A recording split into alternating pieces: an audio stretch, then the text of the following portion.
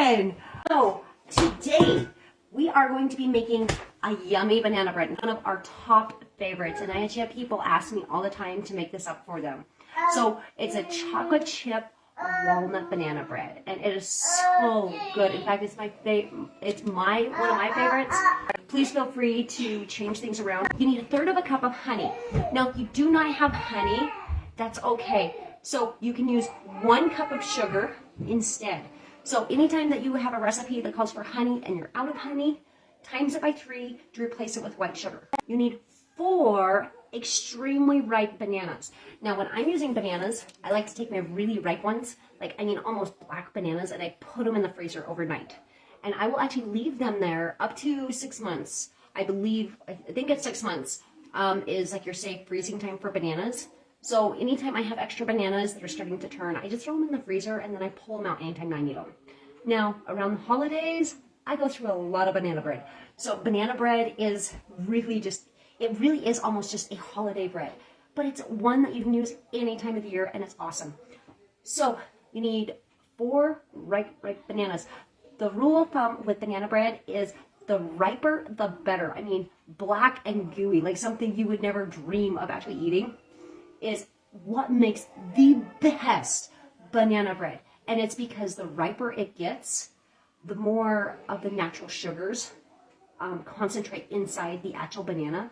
Now, this is true of any fruit that you're using as a natural sweetener and enhancer in your bakes. Now, I am a whole wheat baker, but it doesn't matter which flour you use in this recipe. So you can do a full white, you can do a half wheat, or a full 100% whole wheat banana bread, which is what I will be doing. I will be doing a whole wheat, 1/4 of a teaspoon if your if your butter is salted. We're gonna get into this bake. If you guys have any questions or you have any comments, anything like that, please feel free to jump the comments down below, and don't be afraid to reach out and DM me. So if you have some specific questions that you would like answered directly by me, I do limited one-on-one coaching, and I will gladly do that with you if you guys are needing it. We need 1 baking tin. If you want a thick banana bread, it's 1 baking tin. Now, if you want to do like a snack banana bread where it's a little thinner, so it's perfect for just doing slices and serving as a little snack, use 2. All right, so what are your guys' plans for the holidays? Seriously, drop some comments down below. I'd love to hear. And yeah, we'll just have some fun with this. All right. So we are going to grease just the very bottom of our pans. And you don't be afraid to put a lot on there. I don't know how well you guys can see that. I actually put a pretty good dollop in there.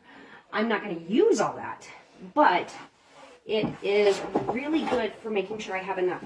Now, all you do is you just actually use your etchel fingers, and you just run your fingers across the very bottom of the pan. And it is going to leave a little extra between the little tiny gaps between your fingers, but not very much. And often with bread, you actually need that little bit of extra. So that is what our pan looks like. Now, it looks like a lot of grease in there, but it's actually not very much, guys.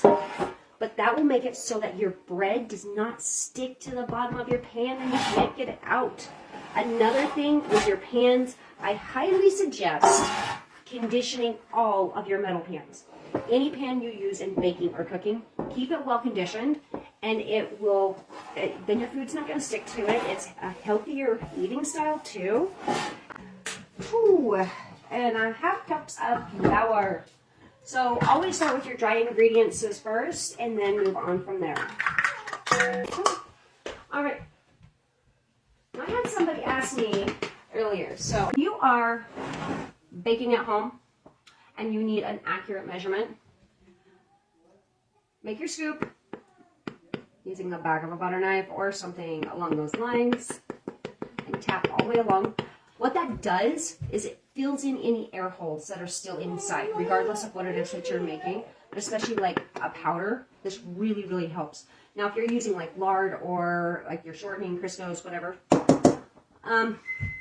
then you have to really work it into each nook and cranny. Which is actually one reason why I like using just a tablespoon to measure everything, just like your average silverware. And then use the side of your knife, not like this. Keep it sideways, and just run it across, and it is going to flatten that off just like it needs to be. So that is how you get an accurate measurement using a measuring cup. So 2.5 is what we need.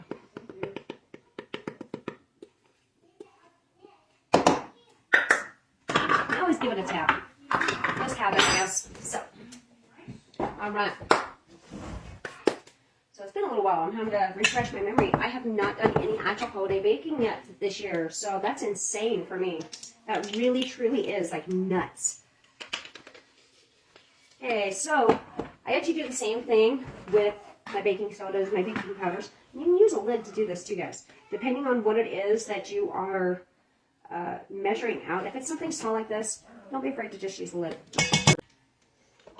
Now, if you're going to be doing breads on more of like a commercial level, or if, like, say, you're actually selling it, even just as a homemade, like I have done in the past, then you actually do need to take this up a step and you need to weigh things out. But for your average baker, yeah, just use your standard measurement units and you're good. Our salt, we've got a stick of butter in there because we need 1/2 cup, and we're just going to smoosh it in. Use the back of your spoon. Now you can use an actual cutter or use a fork and a knife and cut it up into little pea sizes. I do this because it actually works into the actual grain and it's a lot faster. And one thing is that I don't have to clean up anything. I'm just cleaning up the same original spoon that I'm using to do the actual bake. So the important thing with banana bread is do not overmix it. All right, so, and the cool thing about smashing it up with a spoon is after you've smushed it, just dust your spoon off, then you can add your honey. So we need 1/3 cup of honey, which is the equivalent of 5 tablespoons plus 1 teaspoon. So this is 2 tablespoons. We need a little bowl here on the side. This is just to catch our scraps.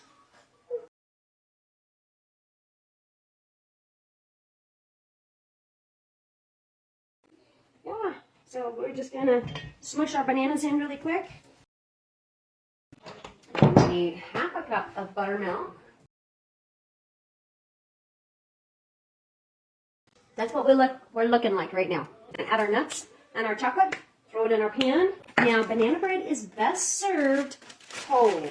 Now, my husband will argue. He likes warm banana bread. He likes it fresh out of the oven, and I'm like, no, that ruins it. Ruins it.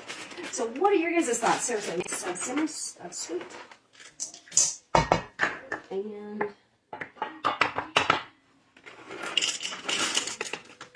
oh, perfect. Barely.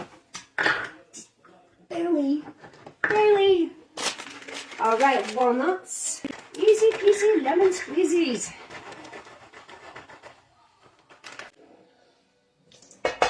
One half. And now 1/4. All right, and there's our 3/4. So let's get our first pan down.